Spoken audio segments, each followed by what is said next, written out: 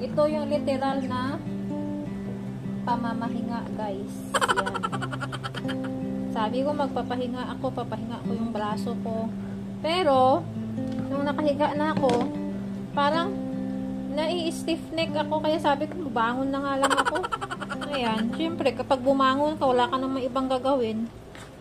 Ayoko naman nakatutok lang sa cellphone. Ayan. So, sabi ko, ilipat ko na lang tong sili na to. Kumuha na lang ako ng lupa dito sa isa, oh. Kasi nga, baka bukas pa kami makabili ng lupa.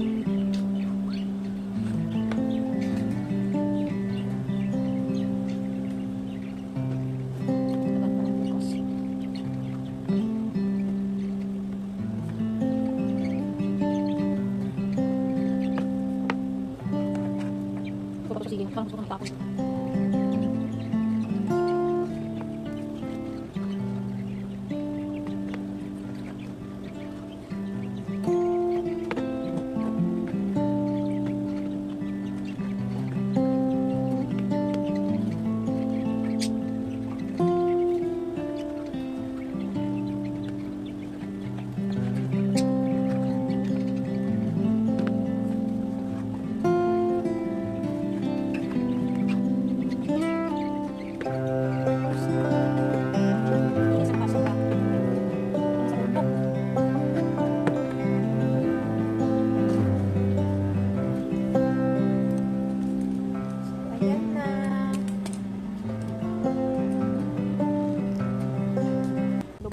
Saglit din sa labas, ha.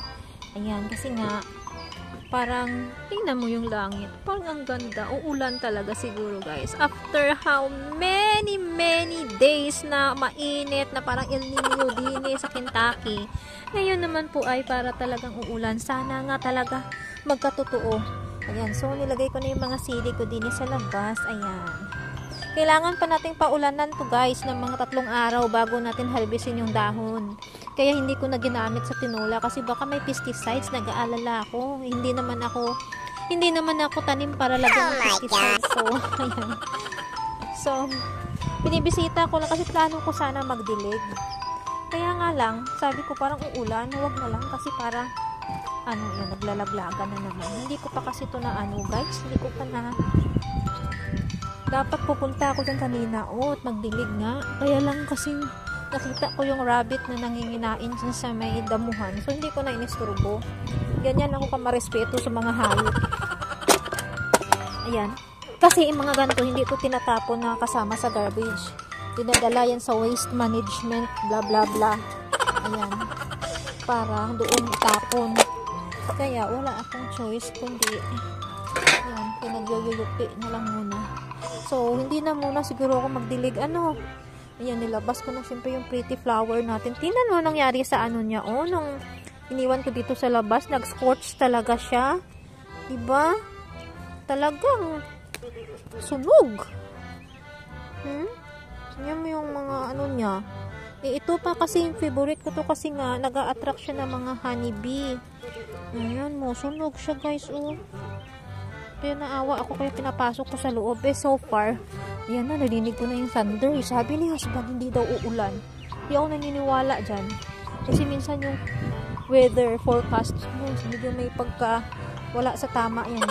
Kasi ito yung mga tinanim kong bagong malunggay. So far, ang ganda na ng dahon nila, guys. Sana tuloy-tuloy na silang ganyan. Ayan. Ayan pa yung isa, Yan yung mga bagong tubo, yan, diba? Ganyan ka-pretty yung mga tananim ko una. Siguro, maging pretty na yan. Tama mo, naka-recover na nga rin ito, Ayan, diba? Maganda na yung dahon kasi our weather is really very good na. Gusto nila yung mga medyo may pagkapugon na klaseng init. Ayan, yung gusto ng mga malunggay. Ayan. So, ito sa luyot ko. Pinapabunga ko yan, guys, para sa susunod na taon, pag nagtanim ako, ayan, may bunga na, Hindi na ako bibili pa sa Amazon. Kasi yung bunga na mismo yung gagamitin ko. At parang iniuod na kayo din, tanggalin natin yan ng mga dahon-dahon na may uod. Kasi nga, hindi yan maganda. Sinyalis yan ng mga masamang pangitain na magiging pangit ang kanilang kanilang kalagayan kasi nga inuud sila. Ayan. Ito pa rin isang mangga kong tumubo, guys. Nahayaan ko lang siya. Hayaan mo siya masurvive. May karapatan siyang mabuhay. So, wag nating hadlangan ang kanilang mga paglago. Yan, isa malago na siya. Kasama ng mga okra dyan. O, di ba? Magkatropa sila niyan. Ito, hindi ko alam kung ano to. Pero tumubo na lang siya bigla. Dahil sa mga ibon na yan. Yan. Sila yung mga nag-i-spread dito. Kaya hinayaan ko na lang yan dyan. So far, yung aking strawberry, yan, medyo malaki-laki na. Ayan, naging maayos na yung dahon. Of course, our beloved gabi. Nagkaugat na yan sa mismong lupa, kaya ganyan yan. Ang lakas ng loob, kahit maliit yung paso niya. Oh my! And this is the good thing. Ayan no, ang ating sitaw. Hala! Akala ko flower pa lang. May bunga na pala siya. Ay, nakakatuwa naman yan. Ayan na. May bunga, may flower pa. Ay, isang kapaga. Teka lang. Problema nito, wala siyang maraming gagapangan. Balik ka dito sa kabila lang, dini ka. Ayan, tapos bumaba ka na lang. Baba ka na ulit para paikot-ikot lang yung buhay mo, ganyan. So, mga namumulaklak. Akala ko bulaklak lang. Ay, hindi ko napansin yun na namunga na siya. Kasi never kong nakitang nagkabulaklak to. So, ba, laman-laman ko may bunga na. Nagmamagic ka ba? Ang taba na ni Luya. Ayan yung mga pananim na hindi ko alam. Sana bago mag-winter talaga ma-harvest ko tong luya. Or ilipat ko na lang sa paso, no? Tapos lagay ko sa loob ng bahay. Ganun na lang.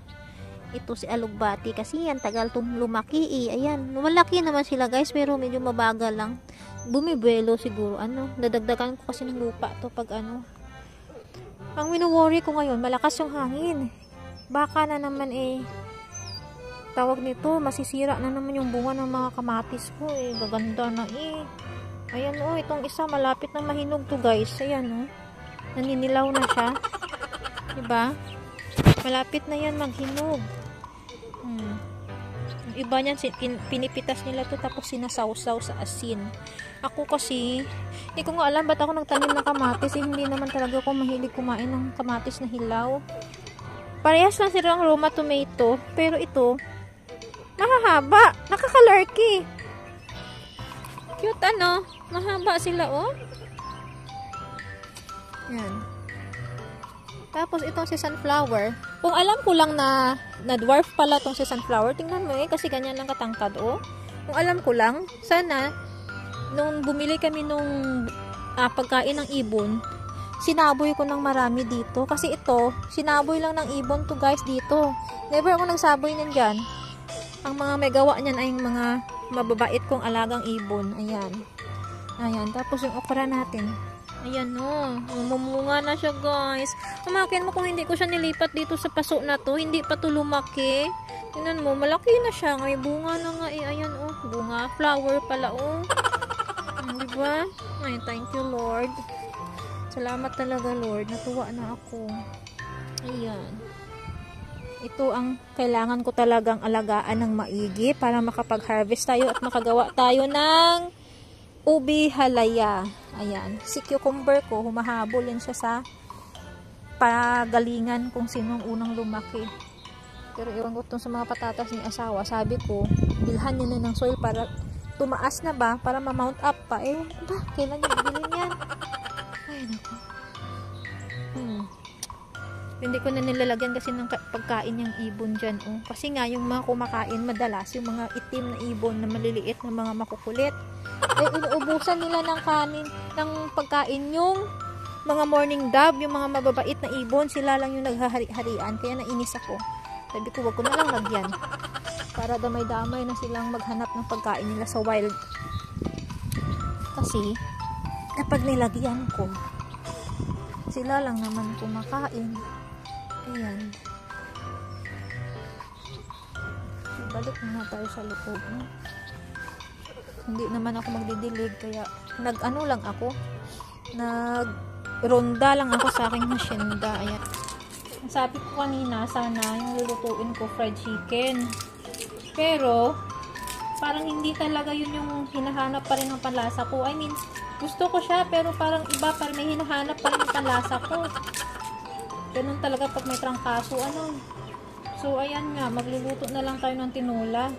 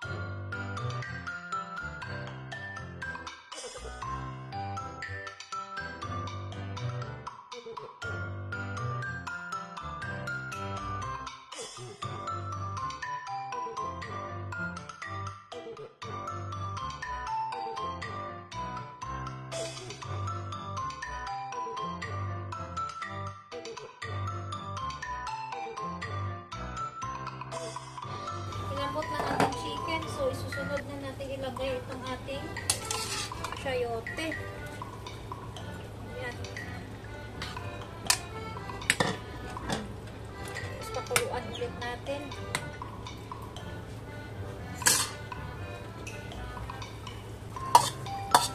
Mga dahon-dahon from our backyard na kakaunti. Mga malunggay. Okay na yan. Mas may dahon. Pero sa probinsya, kapag nagluluto kami ng tinola, ang daming dahon ng malunggay. Daming dahon ng sili kaming nilalagay. Ayan. Sarap.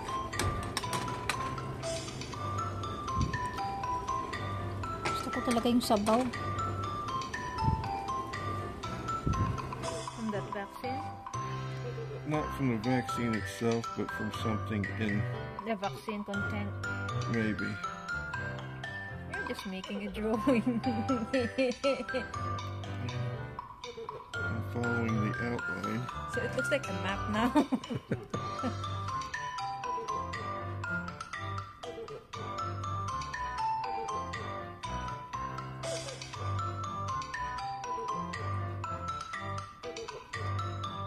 can just put an ugly face in the middle of it.